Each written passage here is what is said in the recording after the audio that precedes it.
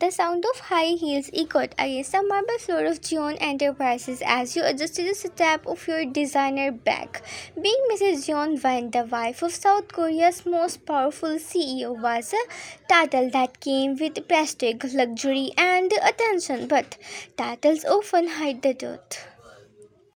Your marriage with John Jungkook was once filled with love, late night cuddles, whisper promises, stolen kisses in his office when no one was watching. But as his empire expanded, so did the walls around his heart.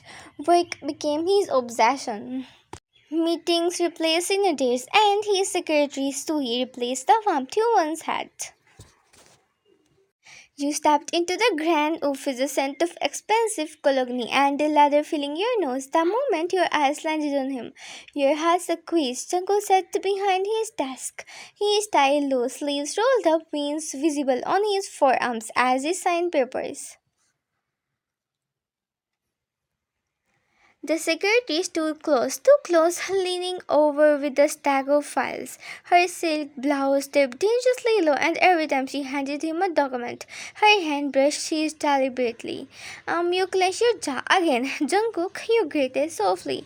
His head lifted, and his eyes softened for the briefest second. Ryan, he muttered before his gaze flickered back to the files. So he turned, her lips curving into a smug smile. Mrs. Jones, she said smoothly, you're here again. You really care about the company, don't you? You ignored her taunt and waxed it to your husband. I came to remind you that tonight is your mother's dinner. She asked me to bring you. On time, Jungkook said, rubbing his temple. I will try, there is too much work. So he chuckled lightly, placing another file in front of him. Don't worry, Mr. John, I will stay late with you. We can handle everything together. The implication was not subtle, the stomach twisted, but you kept your voice calm. Or you could let your wife handle things with you, Jungkook. After all, I studied business too, remember? His eyes lifted sharply at your tone. Fine, don't start this here. So he smirked in satisfaction, her painted lips curving as she leaned closer to whisper something in Jungkook's ear. You didn't hear it, but you didn't need to.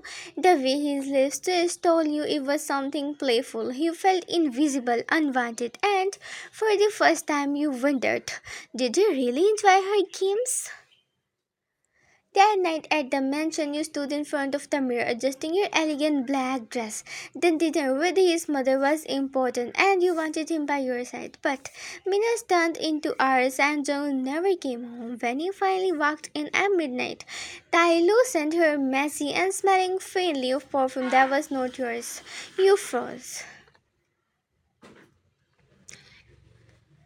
Where were you? Your voice cracked. He glanced at you, tight but defensive, working with Suhi. You demanded silence. The silence spoke louder than any confession. You just asked as you whispered, you're my husband, Jungkook, not hers. But his eyes avoided yours. The next morning, you entered Jungkook's office unannounced. You had planned it deliberately. No pure text, no warning, and there she was. Suhi was perched on the edge of his mahogany desk, legs crossed, skirt riding high, leaning forward as she whispered something. Junko leaned back in his chair, his lips curved in the half smile he used to reserve only for you. Your nails stuck into your palm. So, this is what working late looks like? You said your voice sharp enough to slice glass. Both of them stiffened. So he said, straightened, feigning innocence. Oh, Mrs. John, you startled us. I was just discussing business strategies. Business strategies. You took a step closer, gaze flicking to the lipstick mark faintly smudged on Jungkook's collar. Do they include climbing onto my husband's desk? Jungkook stood abruptly. Why stop? You are overreacting. Overreacting? You whispered, laughter escaping your throat bitterly. Your secretary is practically sitting in your lap. Jungkook, do you think I'm blind? So he smirked, unashamed. Maybe he just like you when I'm close. That was it. You stormed forward, slamming your bag on the desk. Listen carefully, Miss Suhi. You hissed, your voice laced with fire. I'm his wife, not you. No matter how short your skirt is, no matter how many times you bat your lashes, you will never be me. So his smirk faltered for a second, but she quickly regained composure. Maybe, but at least I gave him attention when you are too busy sulking at home. Your chest burned before you could lash out. Jung's deep voice cut through the air. That's enough, both of you. His tone was cold and commanding. You turned to him, your eyes glistening. Do you enjoy this, Jungkook? Watching her fight me for you? Do you love it when she seduces you? He didn't answer. The silence stabbed you like a knife. That night, he refused to sleep in the same bed. You changed into a silk nightgown, sat by the window, and sipped wine. Your heart was dragging with pain, but beneath it all was a dangerous spark. If Jungkook wanted a wife who would fight for his attention, then you would remind him exactly who you were. The following day, you walked into his office again, but this time it was different. You wore a fitted dress that clung to every curve, your makeup flawless, your hair cascading down your shoulders. You exuded power, confidence, seduction. When Jungkook looked up from his files, his eyes widened, almost imperceptible. Yeah. His pen pushed mid-air, so he was there too, handing him documents. But this time you leaned against the doorframe, smirking. Am I interrupting, darling? You purred. Jungkook's throat bobbed as he swallowed. Wine? You walk slowly toward him, each step deliberate, your heels clicking against the floor. His gaze followed you like a predator, memorized by Brie. Only this time you were the predator. You leaned down, placing your hand on his desk, your lips brushing his hair as you whispered. You are still mine, Jungkook. Don't ever forget that. He's Baptist. So he shifted uncomfortably. Mr. John, I will come back later. She secured out, clearly realizing she had lost this round. The office door clicked shut, leaving you and Jungkook alone. His jaw tightened. His jaw tightened, but was just stunt wine. You tilted your head, eyes glinting with mischief. Stunt? Oh no, love, that was just a reminder. You are my husband, and I won't let anyone steal what belongs to me. He stood abruptly, his shoulders creeping back in two long set eyes. He was in front of you, his hand gripping your wrist. Tightly, his eyes were dark, dangerous, burning with restrained desire. You think you can just waltz in her, dress like that, and play with me? He growled.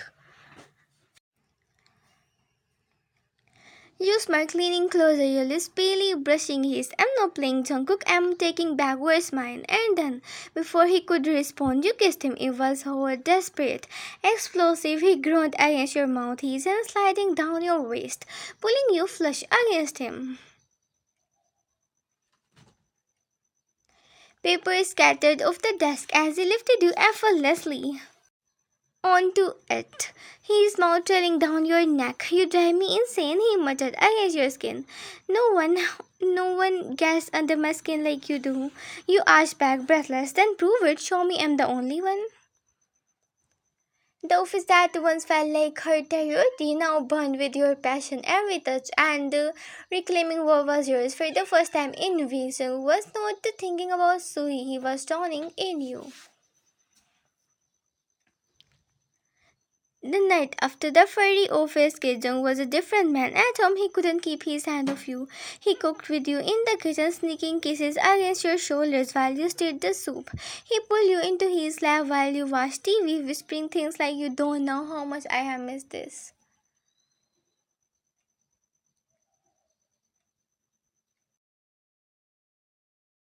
And in bed, he made love to you like he was rediscovering his wife all over again. His touches were tender yet desperate. His is never leaving yours, as if trying to prove that you were the only one who mattered. For the first time in months, your heart felt full. You believed him, you believed that the fire between you had been rekindled. The following week, you decide to surprise him. You packed his favorite lunch, kimchi, fried rice, and grilled chicken with a side of his mother's recipe you knew he loved. He wanted to show him that his wife could still give him the comfort no one else could. Carrying the basket, you entered John Enterprises with a smile on your face. The receptionist beamed at you and waved you through, but as you approached his office, you froze. The door was now fully shut, and from the gap you heard it, a soft, you have skipped. No, Jungkook, that was not your voice. With trembling hands, you pushed the door open. Your voice shattered. There he was, Jungkook, your husband.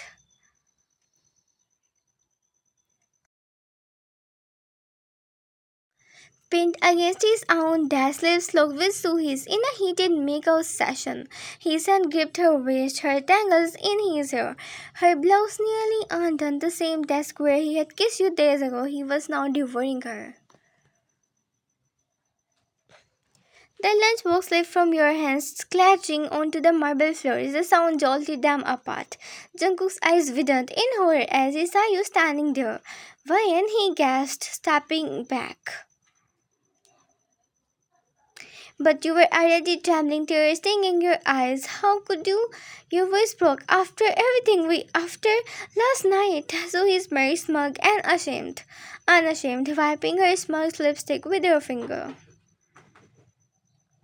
Maybe he just can't get enough of me. Did you really think one night was enough to erase months of what we have shared? Her words were venom. Shut up! Jungkook snapped at her, his voice furious for the first time, but the damage was done. You shook your head, taking a step back. You made me believe again, Jungkook. You made me think I'm still matter. Your voice cracked, tears spilling down your cheeks, but clearly I'm just your wife on paper and she is your real obsession. Why no? He lunged forward, grabbing your wrist. Desperately, his eyes were wild, frantic. It's not what you think.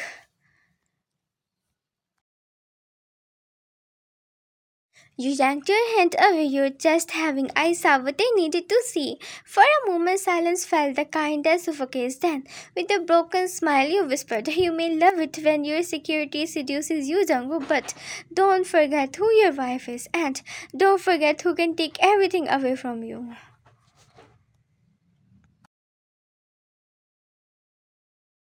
With that, you turned and walked out, leaving him standing there, torn between the ruin of his choices and the wife who had finally found a sergeant to stop begging for his love.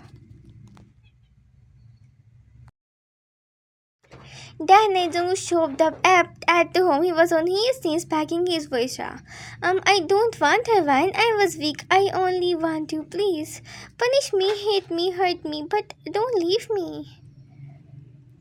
For the first time, the rules had shifted. He was no longer the powerful CEO. He was just a man broken to spirit on his knees before the only woman who ever truly owned him. And in your silence, in the way you stared down at him, Jung realized he was no longer in control. You were. Subscribe for the bonus part.